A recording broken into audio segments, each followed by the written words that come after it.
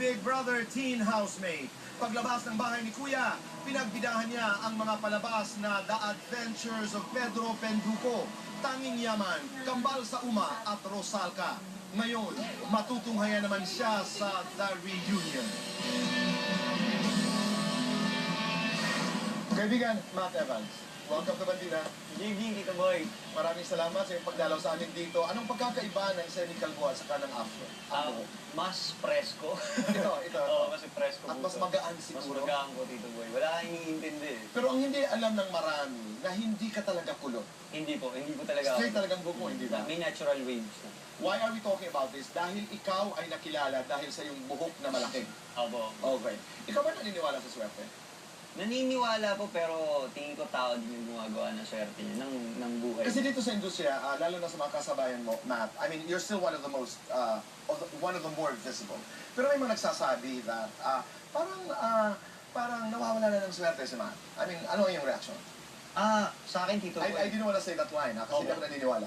Sa akin, Tito Boy, hindi. Kasi ngayon pa nga lang, yung The Reunion namin, sobrang lakas po talaga nung ginawa namin to. That opened today? Yeah, Okay. sobra po talaga. As in, tapos meron pa akong ginagawang Precious Hearts romance ngayon Ng isla? Apo. So, hindi totoo na nananamlay ang iyong karera? Hindi po. Oo. Tsaka mas nakakagalaw ako ngayon. Kung Sobrang. nakakagalaw ka ngayon dahil?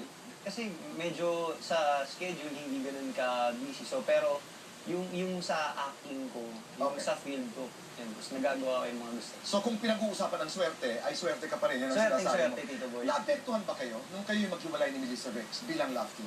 Ako, Tito Boy, sa akin, kasi syempre sanay ako na ilang taon po yun na magkatrabaho kami ni Melissa. Tapos nung pinag-iwalay kami, syempre mahirap mag-adjust kasi hindi mo alam kung ano yung susunod mong project, yung kasama mo. At saka patuloy kasi pinag-usapan si Melissa, she was very controversial. Samantala ikaw parang tumahimik, hindi ba? Opo. So nahirapan ka dahil hindi malaman kung kanino kayo pa-partner. Opo, basta sa akin, Tito Boy, kung may trabaho, salamat po. Pagka wala, ako, ginagawa ko talaga yung mga gusto kong bagay para pasahin yung sarili ko. Katulad, I mean, I want to understand that. Gusto ko kung yung sarili ko lahat. Pupunta ako sa beach or kung ano man, sa pamilya ko, Okay. binibigay ko oras. Doon sa libreng oras na meron ka kung di ba walang trabaho or you build your body. I mean, you were telling me earlier, di Opo, ba? kailangan. Katulad ba sa isla, Matt, you're doing a sexy role.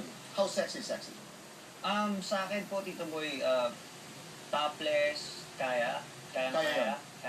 Tsaka yun po, sobrang kailangan ko talaga mag-work. Hanggang dun lang ang kaya mo. Sa ngayon po. Sa ngayon. Sa Pero ngayon. hindi ka nagsasara ng pintuan Hindi. dahil isa kang aktor. Yes. Dito sa The Reunion, you play a gay young man. Di ba? Opo. At marami ang nagsabi ngayong araw, mga kaibigan, na nakapanood ng pelikula na napakahusay ng iyong pagganap bilang isang bakla. Paano mo ginawa ito?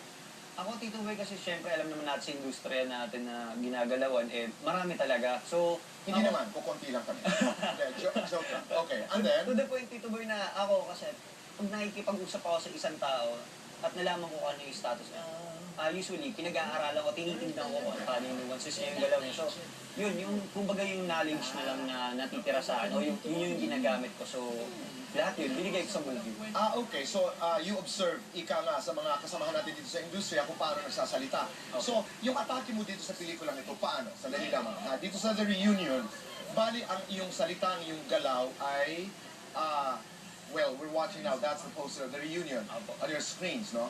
Gusto ko lamang mapanood natin, mga kaibigan, kung paano inatake ni Matt Evans ang kanyang role bilang isang gay man dito sa The Reunion. Paano ka sumagot, halimbawa? Sandali lamang, medyo may kissing scene pa dyan sa Sia. Ayan. Ayan, okay? Napanood natin yan. Alright. Ilan yan sa mga eksena, mga kaibigan ng The Reunion. Si Julia. Okay. May ka-love team ka ba dito sa pelikulang ito? Wala po. Wala. Hindi ka na in love. Ika nga. Ayan, that's during naman the premiere night, di ba?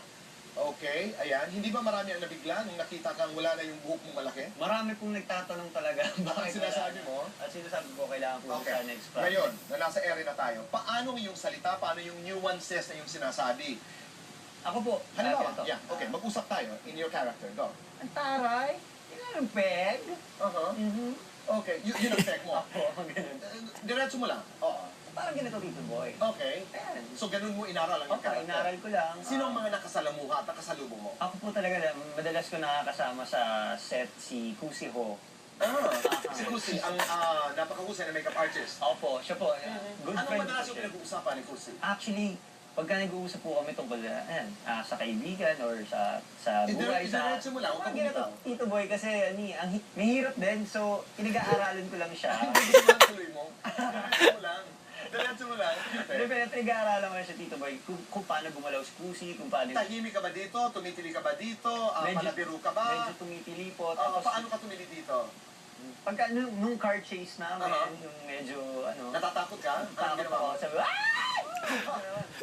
Okay. Yun, Tito Boy. Bilang barkada dito sa The Reunion, i-describe mo nga sa amin kung anong klaseng barkada si Sian Lim. Si Sian, siya dito yung nagka-car park siya dito, Tito. Nag-valley parking Oh, siya so dito. anong klaseng barkada siya? Isa siya yan sa mga barkada na sobrang taas ang pangarap pero hindi kanya bibitawan.